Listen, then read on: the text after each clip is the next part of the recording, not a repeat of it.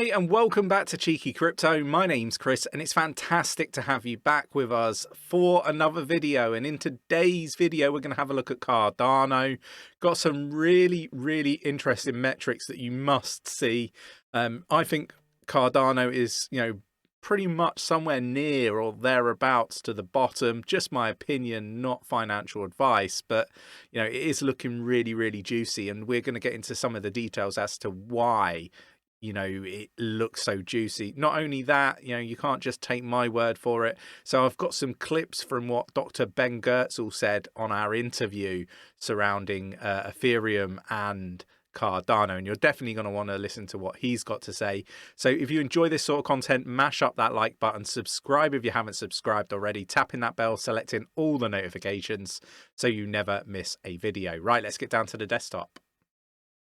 Okay, so we're going to start a coin market cap. I think this is, the best place to start. Obviously, Bitcoin is beneath $38,000 now at 37,958.30, down 1.57%.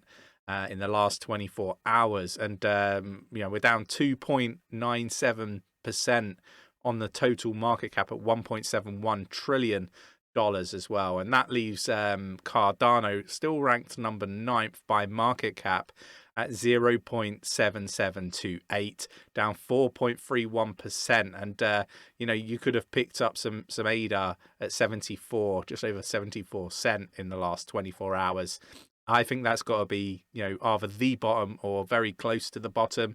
Now, Nick and myself have been talking about this pullback in the market for some time. We've been telling you that we've expected these lower lows, and we've started to see that, right? So make sure that you're keeping engaged. Make sure you've got that bell notification ticked so you never miss any of the technical analysis and Elliott wave theory videos, because we are trying our best to keep you up to date. And Nick has been pretty much spot on with everything that he's been sort of putting out, TA wise. So do make sure that you subscribed and tap in that bell. Okay, so let's have a look at some of the underlying data before we sort of get into some of the technical stuff, right? And I've been saying for some time that I think that Cardano is a fantastic opportunity. There's various different reasons why. I have, again, before it even became public knowledge, highlighted the fact that whales have been purchasing an awful lot of ADA in the month of April. Now, don't just take my word for it. Let's have a look at the actual underlying data that has been building up. So we'll have a look here. Let's see if we can find it. There's quite a lot of data to cover off on this particular website. I will link this website in the description of the video as well. And we've got lots of resource areas on our Discord, so do check that out. So here we go, and this is sort of the chart that really sort of highlights it for me, right? You've potentially had investors, this blue section here, the investors, throughout August, right through to March, and then you've started to see this green section here, which is the whales. When you've got to April the 4th here, you've seen them significantly start to buy up more ADA. They've been purchasing throughout April, and I think this is going to continue to happen. I mean, you saw it again sort of in May.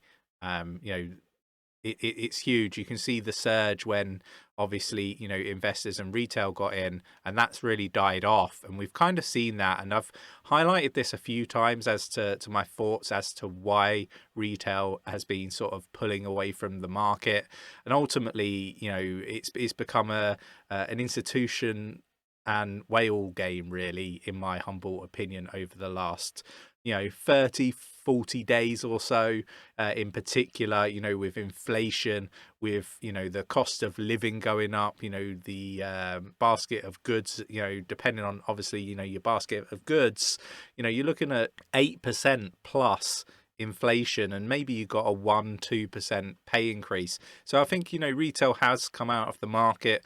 They are sat on the sidelines. Potentially some people have been taking or following the wrong people on YouTube, the wrong influencers, and, you know, have paid the price. But ultimately, you know, we've been highlighting this stuff for some time. And yeah, I think it's a matter of time before we start to see a reversal. But I think we're going to see something very similar to what we've seen here, right? People buying, you know, at much higher prices. The whales are coming in. And, you know, really, let's be honest, we're getting to that bottom now, like, in my opinion. Last time we were sort of this low, we saw a reversal, and I expect something similar to happen. Just my opinion. The other thing to you know, look at or highlight, I think it's actually a little bit further up here, is, you know, the concentration of where the money is actually sat, right, or the ADA is sat. You know, a lot of it is actually in retail, 66.37% of it. But, you know, there is a good 27.73%, you know, now owned by whales. And then you've got your investors starting to get in now at 5.9. So they're eating away at the supply. You're starting to see this shift. And I think, you know, you're going to see this for many reasons, right? And I'm just going to put the clip in from Dr. Ben-Goertzel to sort of give you his views on why we might be seeing this. People use Ethereum because it's more built out. But actually, that's like dinosaur grade technology by now. Now, maybe they'll upgrade Ethereum so that it joins the club of fast, cheap, scalable blockchains, right? But I think that the Plutus smart contract framework in Cardano is more interesting and goes beyond just being a fast, cheap blockchain, because it gives you a sort of more flexible, usable, and secure tool for implementing blockchain-based applications. I mean, you can't say Solidity is intrinsically insecure, but you can say that it certainly gives developers a lot of rope to hang themselves with, right? Like in Solidity, it's easier to write an insecure than a secure application. And I'd say in Plutus, it's easier to write a secure than an insecure application. And that's probably the side of things that you want to be on. So I think that will be the real differentiator for Cardano, and that's less of a commodity thing than fast, cheap blockchain. So ultimately, I think that it really boils down to a technical aspect of the actual blockchain. And I think whales, you know, and institutions have been, over the last 12 or so months, have been, you know, learning about these other altcoins. And, you know, it's not a surprise to me to see headlines like we have been seeing, where we're seeing institutions, you know, purchasing large sums of Cardano. Don't get me wrong, they've been purchasing other blockchain technology altcoins as well, like Solana. But, you know, actually Solana have been having some issues of late, and again they've been down for another 7 hours due to more attacks. And ultimately there is a button where you can just flick it on and you can flick it off. And you know, for me, I've always kind of not been against the decentralization centralization argument, but ultimately, you know, a lot, if not most, of these projects all have this, you know, kill switch, as I would call it. So, you know, how decentralized and centralized are these blockchains? I think there's always got to be an element of centralization. I don't think you can really get away from it. And ultimately, you know, Solana is having more and more downtime. You know, the likes of VeChain don't have this sort of downtime. I'm not seeing Cardano have this downtime, and ultimately, you know, you've seen it with Ethereum in the past, and as Dr. Ben-Goertzel has said, it's dinosaur grade technology. And don't get me wrong, you can upgrade it. You know, you see this with Microsoft, you know, and their upgrades, and now it's, you know, fairly usable. But ultimately, you know, is that really what you want from a blockchain? Do you want to have to make do, or are you looking for a technology that, you know, has been built in such a way that it's able to adapt to the future changes that we're likely to see in this space, because it's super early. Now, I'm not hating on Solana, but I do want to highlight it. And let's sort of get into another clip from Dr. Ben-Goertzel. Yeah, I mean, Ethereum 2.0 going back to the Windows analogy, they have the same problem Microsoft did, right? I mean, they're trying to make something new that's compatible with something old that's in many ways a mess and badly designed. And you can do that. It just takes longer and takes more work. I mean, I haven't used Windows in 15 years, but I noticed my mom doesn't ask me to fix her Windows system anymore. Like they seem to have improved a lot of things, right? So I mean, gradually you can make stuff better, even if you're stuck with that backwards compatibility. And I really wanted to highlight that because I think it's really important. Whenever we point out perhaps a negative on a project, be it Ethereum or Solana or another blockchain, for example, you know, we highlight the fact that, you know, they've had downtime or there's problems from a technical standpoint. Like I want to couple that, you know, with the other aspects of it, because we think that many of these projects are going to be successful. And don't get me wrong, having problems now, they may be able to resolve those and have longevity. Ultimately, you know, we like to couple, you know, the good and the bad. So you get like a historic view of both sides. And you know, I really wanted to sort of just post that clip from Dr. 𝗕𝗃𝗀𝗃 because I think it, you know, it's true, right? You can fix a lot of the problems, but you know, do you really want to be sort of positioning yourself on some of the technology that is less superior than, say, Cardano, for example? Probably not. And I think that's why we're starting to see whales really positioning themselves. And you know, let's come on to some of the other aspects. Again, kind of going to repeat myself a little bit here because I talk about, you know, total value locked, you know, and it has decreased kind of in line with the market. But ultimately, what I really do want to get into, right, is, you know, MinSwap, Ring Riders, Sunday Swap, and you know, all of these projects that are starting to build on Cardano. Now, from a personal viewpoint, I think Cardano is going to become, you know, very, very like a very strong project from a DeFi standpoint, right? And I have talked an awful lot about supply shock, a lack of supply, a squeeze on supply, whatever terminology we want to use. I'm seeing this happening for Cardano as well as, you know, Bitcoin. We've talked about Bitcoin, lots leaving the exchanges, but I think it's different with ADA, right? And I keep highlighting it. I do think this will be something that comes to fruition, but don't take my word for it. Go look at it yourself. Increased wallets. You know, we've got total ADA stake that came down, but that's come back up now. We're at 72.65%.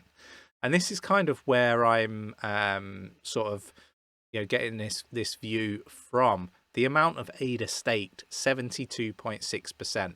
Now, if we go back and we have a look at, you know, some of these projects, ADA is going to be utilized for liquidity for these protocols, right? And as they grow and there's more, you know, real world adoption, more and more ADA is going to get locked up. And I think there's already, you know, snippets of, you know, or signs of this happening. Binance, for example, had to offer over 50% APY and get people to lock up their ADA on the exchange because there was a shortage. We're going to see this more and more as time goes on, particularly with the upgrade in June and more projects going live on the ecosystem. I feel very, very strongly about this, but time will tell to see whether I'm accurate in this. And if we do see that, some of these price points or price predictions that people talk about, that people, you know, are, you know, I guess bad mouthing these people making them. I think that there's potential to see some of these, as people may perceive them now, unlikely price predictions for the likes of ADA of like $5 and $10 and $15, because I do think that there will be a shock to the supply, and you know, ultimately, you know, we'll see where we land with this, right? But for a super long term sort of view on Cardano, I do think that, you know, we're going to do really, really well. The other thing that I will link will be just some Cardano blockchain insights, you know, just again around the wallets aspect of things. I think it's important to have this sort of knowledge. So I will link this in the description of the video. Don't forget to jump in our Discord and take a look at our Patreon membership. We have so much more data and analysis there, and we do 2 weekly AMAs for members. where you can ask us anything. We do those on a Monday and a Friday, so do check that out if that is of interest. Now, I really wanted to highlight the stuff on ADA. I think it's important. I really wanted to kind of get somebody's views to sort of, I guess, have somebody that's intrinsically involved in blockchain technology, particularly having experience with Ethereum and Cardano, and having a look at some of the stuff that was covered on our previous interview with Dr. Ben Goertzel, because he's got bucket loads of that. So, don't just take my word for it. This should be treated as educational purposes only. I'm not by any stretch of the imagination encouraging people to go purchase ADA. I'm encouraging you to go do your own research, make your own investment decisions. I don't want you in the comments of the videos telling me that, because of me, you invested in something. You've got to go do your own research. There's no substitute for that. If you enjoyed today's video and you want to support the channel, please mash up that like button. It really does support the channel and we do appreciate it. And subscribe, tapping that bell, selecting all the notifications if you haven't done so already. I will catch you in the next one. Take care.